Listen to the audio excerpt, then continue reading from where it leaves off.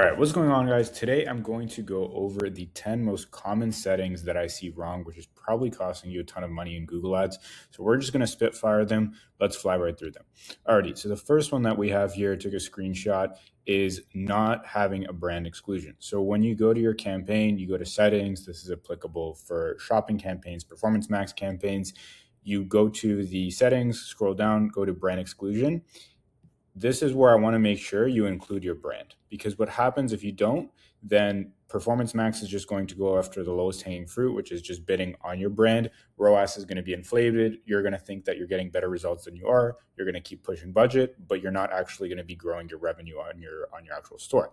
So the idea here is, again, you make sure that there's segmentation between where your branded searches are going. So that's where you have a branded search, branded shopping campaign. And at the same time, your Performance Max is as close to a more so prospecting campaign as possible by having your brand excluded. And one more kind of in addition to it, not as much of a setting, is just make sure your branded terms are added as broad negative keywords within your campaign or as an exclusion list. That way, again, you just foolproof Google with it pretty much having no ability to show your ads for a branded search.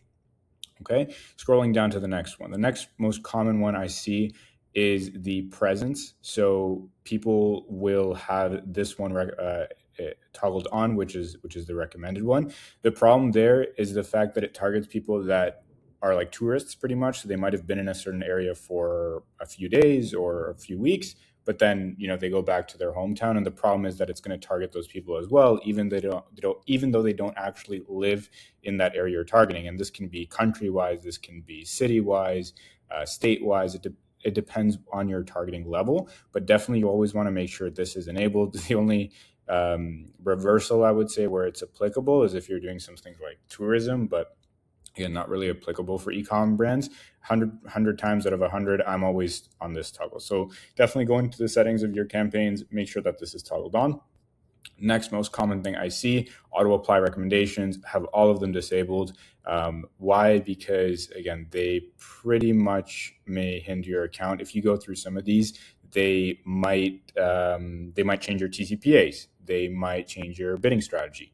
And that's not something you can really afford, because it can mess up your entire campaign, because the algorithm's like, oh, let's try to switch to maximize conversion value, target return on ad spend, completely messes up your campaign. So you want to go through all of these. Again, that's in the recommendations tab, auto apply on the right, make sure everything's deselected. And the next point I want to go over is also in the recommendation section. If you just go to recommendations here, what you can filter to is optimization score. And this is honestly a really common misconception I hear. People thinking that optimization score matters. Truth be told, it doesn't. It doesn't really affect the performance of your campaigns at all. It's more so Google's algorithm or automation or whatever you want to call it, giving suggestions based on Google's agenda to grow your budget and investment. So you can see here, like one of the biggest recommendations that they give is to optimize our budgets, increase our budgets. Well, again, it can be good for simulation purposes. It's definitely not something you want to just blindly click apply all on.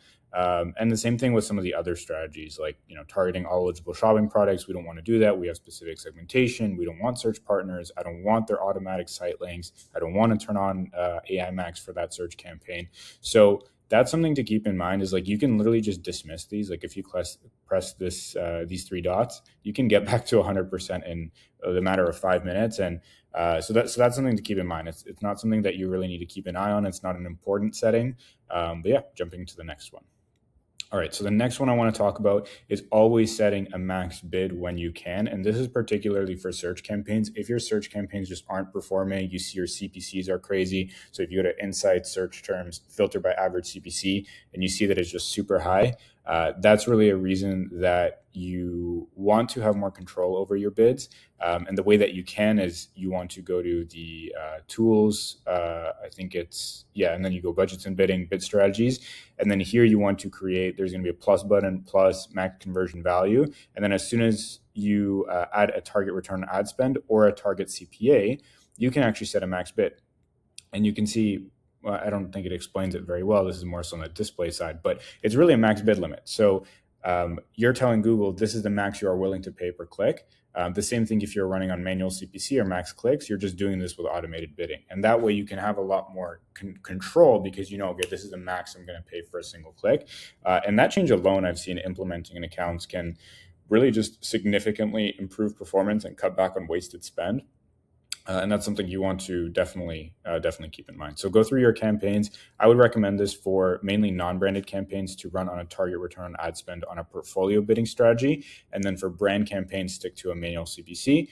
Just because you want to keep bids under control for manual campaigns. Automated bidding is just going to make pretty much inflated bid prices. Like you are trying to have the algorithm hunt out for good traffic when they're searching your brand, which typically they already know about you. So that's the idea there. But definitely try this with the max conversion value, max conversions TCPA, something I talk about a lot on this channel. Next thing I want to talk about. Alrighty, so there's also this section when where ads showed. Definitely take a look at your device performance. Typically, tablets doesn't do much and TV doesn't do much, but I'll find mobile cannibalizes a lot of budget and just doesn't perform as well. I think a lot of people actually search and look on mobile, but they don't end up purchasing, which again, it could be good as a starting placement. And if you're using YouTube Shorts, you want that all to be on mobile phones or tablet. So definitely consider adding bid adjustments on that front, but typically computers are going to perform really, really well. But if you didn't know, this was an option for settings. For performance max campaigns, you cannot lower bids. So like you can't have a bid adjustment. You can just exclude certain devices as of the time I'm recording this video. But for shopping campaigns and search campaigns, 100%, you can actually set this up. So definitely would look at that if you're seeing you have kind of some inefficiency in your campaign or you just haven't checked this in a while. Definitely would recommend taking a look. Another thing that's something super, super common is the networks. And people have search partners and display network enabled. Both just burn your budget because if you're not spending money on Google search, typically speaking, the algorithm will just go and spend the rest of your budget on search network. And if it doesn't on search network, 100% it will on display network. It pretty much looks at it as like leftover budget, and then it just allocates that to display. And that's something you never want to do. It's because you don't have a designated display campaign, for example, for that, right? Like you're running a search campaign merged with two kind of networks, which again, I would not recommend. You don't have much control into the listing that's showed. And also in spend distribution. I would definitely have like a segmented out display campaign for remarketing or even kind of prospecting as well. It depends, but definitely make sure both of these are untoggled. And by default, typically when you're creating a campaign, you'll see that they're toggled on already. We have two more. So second last point that we have is looking at your conversion value and ROAS by time. So just so you understand the difference in these metrics from this traditional you see of conversions, conversion value cost, that is based on click data. So from the time that somebody clicked when they converted, that's what the algorithm is optimizing for. But this allows you to see on the day they actually converted, when is this attributed to? Because this happens typically for higher ticket products is like somebody will click initially last month, but then they might actually convert this month. So you'll see that discrepancy, and that won't be reported in these traditional like conversions, conversion value costs that you see. So that's why I always like to have these columns toggled on, and then I add in ROAS. It's a manual calculation. You can just create the custom column, but sometimes you'll see a discrepancy, right? And that's where you really want to look at this because that's like your performance right now, and you have to have sight of that because that's really telling you if you're actually successfully scaling your campaigns. Oftentimes I'll see like a 30% difference between these three metrics and then the conversion value, the traditional ones. So definitely set up those columns. I guarantee that you will see some surprises. The last point that I have is negative keywords. So very, very simple in the way to actually add them. And I would hover over this match type if you want an explanation, but typically you want to be doing broad match. And broad match negative keywords don't function the same way as actual broad match keywords when you're targeting queries. So that's why you can do them a lot more leniently in this sense. So I would definitely be adding negative keywords because at the end of the day, with shopping campaigns or performance max campaigns, the way that you target is through exclusions, right? Because you don't have any keywords. Search themes can help, audience signals can help as well.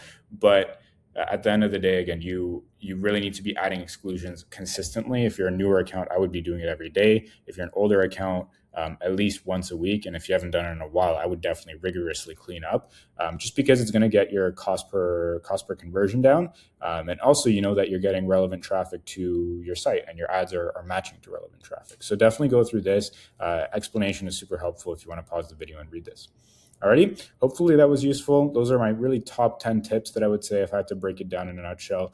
That's really what I look out for when I see an account, audit an account, and really am I starting to optimize it. If you have any questions, any other questions about the tips, let me know. Otherwise, I'll see you in the next one.